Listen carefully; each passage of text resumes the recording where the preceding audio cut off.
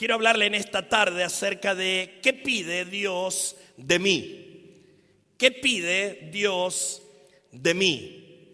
Y cuando venimos al camino del Señor y comenzamos a experimentar el poder de Dios, entendemos que el plan de Dios para nuestras vidas es perfecto. ¿Se anima a repetir esta palabra, esta declaración, a decir: el plan de Dios para mi vida es perfecto? Entonces, cuando comenzamos a experimentar el plan de Dios y comenzamos a ver el poder de Dios en cada uno de nosotros, la pregunta que surge es: ¿qué pide Dios de mí? Deuteronomio capítulo 10, versículo 12 y 13 nos da en cierta manera esta respuesta que hoy queremos analizar juntos en el nombre de Jesús.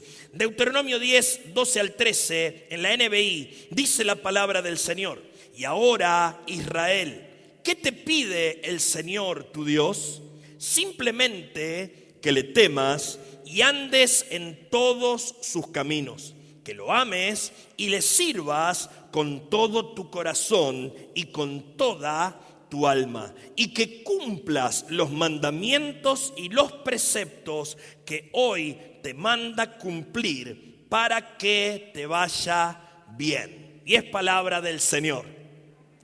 Quizás este versículo lo podemos personalizar, ¿no? Cuando dice: y ahora, Israel, ¿qué te pide el Señor tu Dios? Ahí podés poner tu nombre, ¿no? Podés decir: y ahora, Fabián, ¿qué te pide el Señor tu Dios? Y hacerlo personal, porque esta palabra, la palabra es para cada uno de nosotros. Por eso el Señor nos pide ciertas cosas y me encanta, ¿no? Porque después de la pregunta, el autor de Deuteronomio responde, ¿no? Dice: simplemente.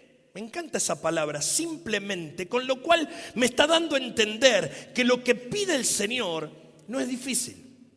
Lo que pide el Señor no es difícil de poder hacerlo, es fácil. Diga conmigo: es fácil. Simplemente, dice la palabra, que le temas y andes en todos sus caminos. Número uno, lo primero que te pide el Señor es que le temas y andes en todos sus caminos. Lo primero que necesitamos ver es que si queremos vivir conforme a lo que Dios nos pide, debemos desarrollar el temor del Señor y la obediencia. Que le temas y andes en todos sus caminos. Un poco hablamos hace un tiempo de esto, ¿no? De oír y obedecer. Oír la palabra, ser sensible a la palabra del Señor, a lo que el Señor nos está pidiendo, a lo que el Señor nos está mandando que tenemos que hacer. Número uno es que le temas y andes en todos sus caminos. Y cuando hablamos de temor y pensamos rápidamente en el temor, lo primero que se nos viene a la mente o lo asociamos enseguida con miedo, con cobardía, con terror, ¿no? Y hablamos de tal vez el temor como los miedos que nosotros podemos tener. Algunos pueden tener temor a la oscuridad, otros tienen diferentes temores, algunos le tienen temores a las tormentas, otro temor a los bichos, ¿no? Yo conozco gente que se asusta con ver una pequeña arañita o un insecto y son diferentes temores. Pero este temor del que habla la palabra del Señor no es ese terror, ese miedo, ese pavor, como si algo malo nos fuera a ocurrir, sino que temer al Señor o el temor del Señor se refiere a un temor santo que trae respeto, sujeción, honra que va dirigida hacia Dios. El temor santo, Proverbios capítulo 8, verso 13 nos dice: quien teme al Señor aborrece lo malo. Es decir que si yo tengo temor de Dios, voy a aborrecer lo malo, no voy a querer hacer lo malo. Eso es temer a Dios, no hacer lo malo que a Dios no le agrada. Nosotros, los hijos de Dios, tenemos que aborrecer el mal, tenemos que apartarnos de esas cosas que al Señor no le agrada, como por ejemplo malos pensamientos, mentiras, malas conversaciones, malas actitudes y otras cosas malas que podríamos seguir nombrándolas, que sabemos que a Dios no le agrada. De eso nos tenemos que apartar, de eso nos está hablando la palabra cuando nos dice que tenemos que temer al Señor. Si queremos andar en sus caminos, el temor del Señor es un buen comienzo. Proverbios capítulo 1, verso 7 dice que el principio de la sabiduría es el temor de Dios. Ese temor santo que nos va a dar el conocimiento y nos va a dar la sabiduría para caminar conforme a su voluntad.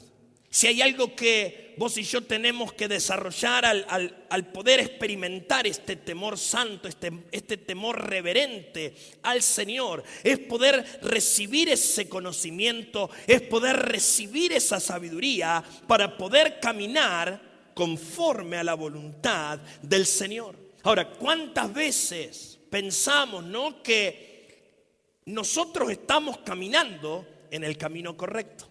Sin embargo, Isaías capítulo 55, versos 7 y 8 nos declara lo siguiente, y escucha bien. Dice que abandone el malvado su camino y el perverso sus pensamientos, que se vuelva al Señor, a nuestro Dios, que es generoso en perdonar, y de Él recibirá misericordia, porque mis pensamientos no son los de ustedes, ni sus caminos son los míos, afirma el Señor. El sabio Salomón lo diría de esta manera: hay camino que al hombre le parece derecho, pero su fin es camino de muerte. A veces pensamos que estamos caminando el camino correcto, a veces pensamos que estamos andando en los caminos que el Señor nos ha marcado, nos ha trazado, y de la única manera que vos y yo podemos caminar, andar en sus caminos, es temiendo al Señor. Porque ese temor nos va a llevar a tener cuidado, a prestar mucha atención antes de meternos en ciertos lugares, ¿no? Y decir, bueno, total, puedo tomar este atajo, puedo tomar esta ruta que seguramente me va a llevar igual, pero cuando yo entiendo la voluntad del Señor, cuando desarrollo este temor a Dios, lo que me hace, lo que me permite es que yo pueda caminar por sus caminos, andar en sus pasos, recibo esa guía divina en el nombre de Jesús. Amén. El hombre piensa que hace bien, que siempre anda por buenos caminos, pero tenemos que analizar los caminos por los que andamos. La palabra dice que tenemos que meditar acerca de nuestros caminos. Los caminos por los que estamos andando, los caminos por los que estamos transitando. El Señor nos pide que andemos por los caminos que son del Señor. Y esto tiene que ver con obedecer, con hacer la voluntad de Dios. Esto tiene que ver con no desviarnos ni a derecha ni a izquierda, andar en su perfecta voluntad, caminar en los caminos del Señor. Pablo le escribe a la iglesia de Éfeso, y en Efesios capítulo 4, verso 17, dice más o menos de esta manera, ¿no? Yo lo parafraseé un poco. Dice, ya no anden como los demás. Y yo pensé, ¿no? Y dije, ¿quiénes son los demás? Y los demás son los que están conformados al mundo que los rodea. Los demás son los que no conocen al Señor, los que no experimentan la voluntad del Señor y no andan en los caminos que son de Él. Los que están conformados al mundo que los rodea porque viven de acuerdo a una mente vacía. Palabra dura, ¿no? Esta palabra del apóstol Pablo cuando dice que los otros, los que no conocen al Señor, los que no experimentan la vida del Señor en ellos, viven de acuerdo a una mente vacía. El Señor nos pide que andemos conforme a su voluntad, y su voluntad es buena, es agradable y es perfecta. Filipenses capítulo 2, versículo 12, dice la palabra del Señor: así pues, estimados hermanos, ustedes siempre han obedecido lo que se les enseñó. Y dice Pablo: estando entonces tal como lo hacían mientras yo estaba con ustedes, es aún más importante que obedezcan ahora que no estoy con ustedes. Procuren la salvación de todos ustedes y háganlo con temor y respeto hacia Dios. Con temor, con honra, buscando los caminos, obedeciendo al Señor siempre. Dios pide que le temas y andes en todos sus caminos. Amén. Lo segundo que podemos ver en la palabra aquí en Deuteronomio de lo que pide Dios de mí, lo segundo es que lo amemos y lo sirvamos. Diga que lo amemos y lo sirvamos. Deuteronomio 12, justamente 12, dice que lo ames y le sirvas con todo tu corazón y con toda tu alma. Jesús dijo en Mateo capítulo 22, verso 37, ama al Señor tu Dios con todo tu corazón, con toda tu alma y con toda tu mente. Sabemos que este es el primer y más importante mandamiento. Y entendemos lo que dijo Jesús, y el segundo es similar a este, ¿no? Y a tu prójimo como a ti mismo. Pregunto en esta hora, ¿amás a Dios? Pregunto en esta hora, ¿amás a Dios? Pablo le escribe a los de Corinto y en el capítulo 13 comienza hablando acerca de justamente, ¿no?, de las características de este amor. Y dice cómo es el amor. Verso 4 al 7, Pablo dice que el amor es paciente. Podés ir haciendo la lista y a ver qué tal, ¿no? ¿Cómo te va con este amor? El amor es paciente, es bondadoso, no tiene envidia. Este amor no tiene orgullo, no es descortés y tampoco es egoísta. No se enoja.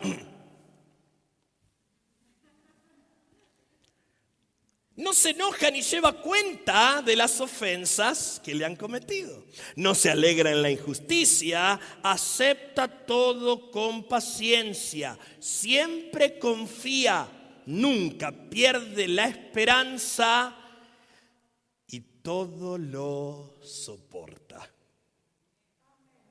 En otras palabras, el amor se sacrifica. Por lo que amamos, mi querido, mi querida, por lo que amamos nos vamos a sacrificar. ¿Sí o no? ¿Sí o no? Papá, mamá, ¿te sacrificás por tus hijos? Querido esposo, querida esposa, ¿te vas a sacrificar por tu cónyuge, por tus padres, amigos y aún por tantas cosas, ¿no?, que nos gustan? Por todo eso nos sacrificamos. Pero la pregunta hoy es, ¿cuánto estás dispuesto a sacrificar por Dios? Porque vos me dijiste que lo amás.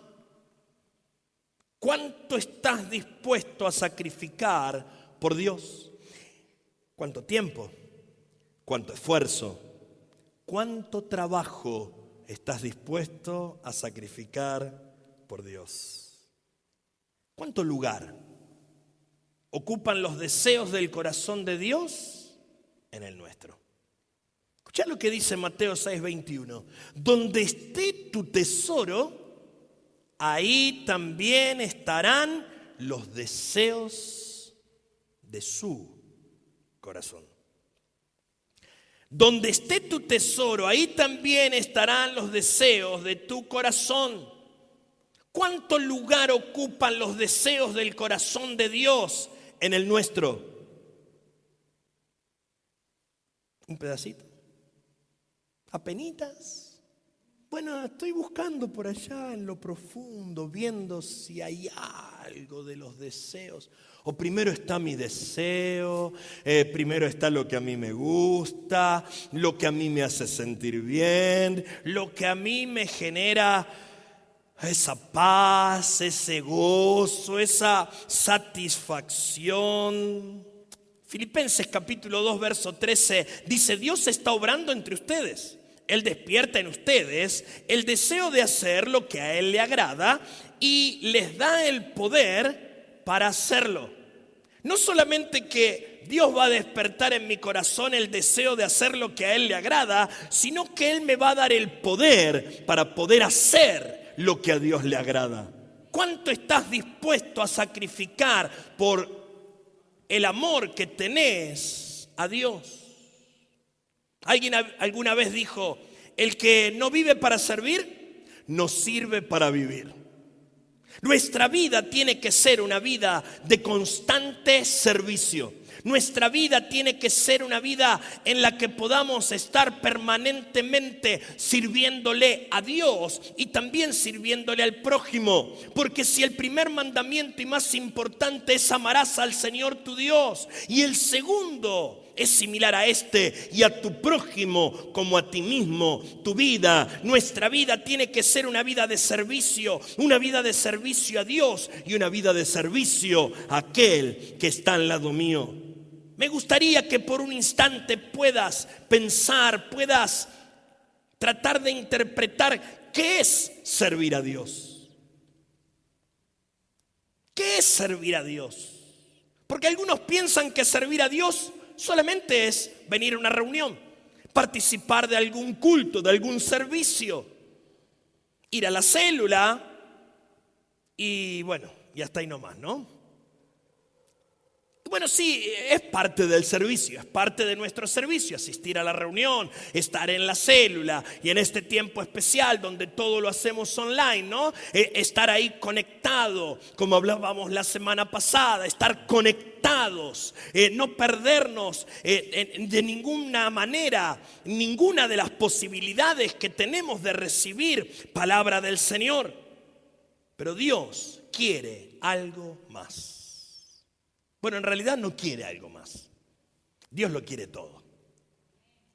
Dios no quiere una parte, Dios no quiere un tiempito, Dios no quiere un par de horas, Dios no quiere solamente una reunión. Dios lo quiere todo. Decí conmigo: Dios lo quiere todo. Gloria a Dios. ¿Estarás dispuesto a darle todo? ¿Estarás dispuesto a darle todo tu corazón? ¿Estarás dispuesto a que los deseos de su corazón vengan al tuyo y que ahí esté ese tu tesoro? Porque donde está tu corazón, ahí está el tesoro. Donde está tu corazón, ahí está tu punto de interés. ¿Dónde está tu corazón? ¿Está en la presencia del Señor? ¿Tu corazón está en servirle a Él? ¿Tu corazón está en darle todo? Romanos capítulo 12, versículo 11 dice: no sean nunca perezosos, más bien trabajen con esmero y sirvan al Señor con entusiasmo. ¡Wow! ¿Cuántos están entusiasmados? Decir: yo estoy entusiasmado. Servir al Señor con entusiasmo, servir al Señor con toda nuestra fuerza, servir al Señor para ir y alcanzar al que está perdido, servir al Señor y servir al prójimo para poder ir y ser un buen comunicador de la palabra del Señor, no quedarnos callados, no quedarnos sin fuerzas, no ser perezosos, trabajar con esmero, sirviendo al Señor con entusiasmo. Hebreos 12:28 dice: así que, habiendo recibido un reino que no puede ser sacudido, retengamos la gracia y mediante ella sirvamos a Dios. ¿A quién vamos a servir? Sirvamos a Dios, agradándole con temor y reverencia. Agradándole con temor y reverencia. Amemos y sirvamos al Señor, mi hermano, donde estemos. Amemos y sirvamos al Señor ahí donde vayamos todos los días de nuestra vida. Ir al trabajo es servir al Señor. Asistir a la iglesia es servir al Señor. Ayudar al necesitado es servir al Señor. Predicar la palabra a tiempo y fuera de tiempo, como Pablo le dice a Timoteo, es servir al Señor. Hagámoslo con temor y con reverencia, con entusiasmo, sabiendo que todo lo que hacemos para Dios no queda sin recompensa. Dios es un Dios que siempre paga bien y le va a recompensar por todo lo que usted hace en servicio de Él y de su prójimo. Amén. Amén. Gloria a Dios. Número 1 dijimos, pide que le ames, que le temas y andes en sus caminos. Número 2, pide que le ames y le sirvas siempre. Y número 3, el Señor te pide que cumplas los mandamientos y preceptos. Versículo 13 de Deuteronomio 10 dice: y que cumplas los mandamientos y los preceptos que hoy te manda cumplir. Que cumplas los mandamientos y los preceptos que hoy te manda cumplir. Primera de Juan capítulo 2 versículos 3 al 6. Me encanta esta versión, es la versión 2015, la actualizada. Dice: en esto sabemos que nosotros lo hemos conocido, en que guardamos sus mandamientos. Qué interesante, apenas comienza el versículo 3. Dice: en esto sabemos que lo hemos conocido. ¿Cómo sabemos si hemos conocido al Señor verdaderamente? En que guardamos sus mandamientos.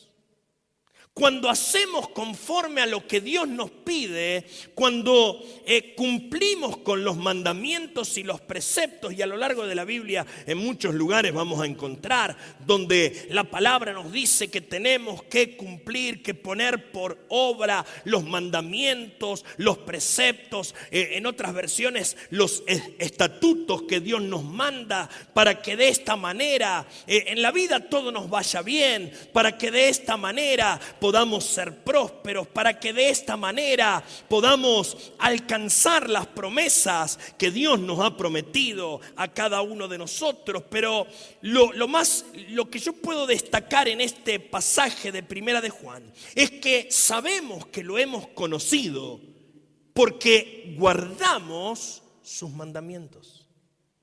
El que dice, verso 4, yo lo conozco. Escuchá al apóstol del amor, ¿no? Dice: el que dice yo lo conozco y no guarda sus mandamientos es mentiroso, y la verdad no está en él. En esto sabemos que nosotros le hemos conocido, en que guardamos sus mandamientos. Pero el que dice yo lo conozco, pero hace lo que quiere, se lo hago más actualizada, ¿no? La versión del lenguaje mucho más sencillo. El que dice yo lo conozco, pero hace lo que quiere, no guarda los mandamientos, es mentiroso y la verdad no está en él. Pero el que guarda su palabra, en este verdaderamente el amor de Dios se ha perfeccionado. Por esto sabemos que estamos en él. El que dice que permanece en él debe andar como él anduvo. Vos y yo sabemos que lo conocemos, porque ya no vivimos conforme a nuestra vana manera de vivir, ya no vivimos conforme a nuestros propios caprichos, no hacemos lo que se nos da la gana, como algunos que te dicen: yo hago lo que quiero, a mí no me digas lo que tengo que hacer, yo ya soy grande. Pero cuando lo conocemos al Señor, nuestra vida cambia. Y cuando nuestra vida cambia y entendemos haberlo conocido al Señor, guardamos sus mandamientos y ya no vivimos como nosotros queremos, sino que ahora cumplimos los mandamientos. Y dice la palabra que el que guarda su palabra, en este verdaderamente está el amor de Dios, y que por el amor fue perfeccionado. Y el que permanece en Él debe andar como Él anduvo. Algunos mandamientos, por ejemplo, el Señor nos manda que nos arrepintamos. Capítulo 3, 19 del libro de los Hechos. Nos manda también que nos bauticemos, así como Él se bautizó. Nos dejó ese ejemplo, nos dejó ese mandamiento. El Señor nos manda a predicar cuando nos da la gran comisión. Vayan, id y predicad el evangelio ¿a quién? Y bueno, pastor, al que me cae bien, al que más o menos le tengo un poco de simpatía, dice el Señor, vayan y prediquen el evangelio a toda criatura. Nos manda a predicar. Otro mandamiento es congregarnos. Ay, ay, ay. No dejen de congregarse como aquellos que tienen por costumbre. Ahora tendríamos que hacer la versión 2020 online, ¿no? No dejen de conectarse. Entonces, congregarnos, conectarnos, estar juntos, aunque no podamos estar muy juntos en este tiempo, porque tenemos que tener una cierta distancia entre uno y otro, pero sí podemos estar juntos en el Espíritu, sí podemos estar juntos alabando, adorando al Señor, buscando su presencia, aún en oración. Aún el Señor nos manda amarnos los unos a los otros. En el libro de Juan dice este mandamiento nuevo, que no era un mandamiento nuevo, porque ya lo había dicho varias veces, pero el Señor dice, y este mandamiento nuevo les dejo, que se amen los unos a los otros. Todo esto podemos hablar de muchos mandamientos más, ¿no? Pero esto que estuvimos hablando lo podríamos resumir de esta manera. Ahí en Primera de Juan capítulo 5 verso 3 dice el Señor, amar a Dios significa, tipo maestro de la escuela, amar a Dios significa 2 puntos. Obedecer sus mandamientos, y sus mandamientos no son una carga difícil de llevar. ¿Qué significa obedecer a Dios? Amar a Dios, obedecer sus mandamientos. Y sus mandamientos no son una carga difícil de llevar. Jesús dijo, lleven mi carga, que es ligera, que es liviana, mi yugo, que es fácil. Amar a Dios es obedecer y cumplir sus mandamientos, y estos mandamientos no son difíciles de llevar. Pero pastor, usted no sabe lo que es amar a tal o cual, y ni le hablo, iba a decir de la suegra, pero no, saquémosla de pobre suegra, ¿no? Siempre se la agarran con la suegra. Yo nunca, gracias a Dios. Pero pastor, usted no sabe cómo le voy a ir a predicar a ese que mirá, me hizo esto y lo otro y lo de acá y lo de allá. Amar a Dios significa obedecer sus mandamientos, y los mandamientos del Señor son fáciles de llevar. No es una carga difícil. Como hijo de Dios, tengo que obedecer los mandamientos y preceptos que me fueron dados. ¿Para qué? Para cumplirlos. Y Dios no me está pidiendo algo que sea imposible de cumplir. Al contrario, dice la palabra que al que cree, todo le es posible. Si vos crees en Dios, todo lo que Dios te pide es fácil, es posible, porque en Él todo lo podemos hacer. Amén. Todo esto que el Señor nos pide.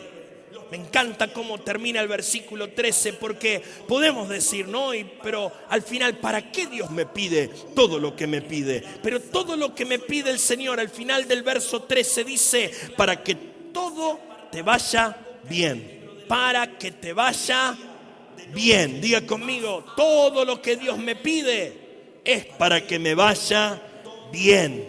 Hermano, nada, absolutamente nada de lo que Dios nos pide es para que tengamos otro resultado. Todo lo que Dios pide, todo lo que Dios demanda a nosotros es para que nos vaya bien. todo lo que Él nos pide es para que tengamos un buen fin. Como dice ahí en Jeremías 29, los pensamientos que Dios tiene acerca de nosotros, que son de bien, para darnos un fin, para darnos una esperanza. Josué capítulo 1, versículo 8 declara: nunca se apartará de tu boca este libro de la ley. De día, de noche, vas a meditar en él.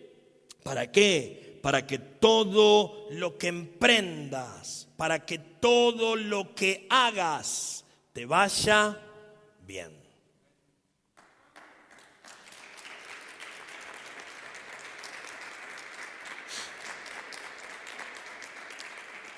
Mi querido amigo y amiga, Dios tiene un plan perfecto con tu vida.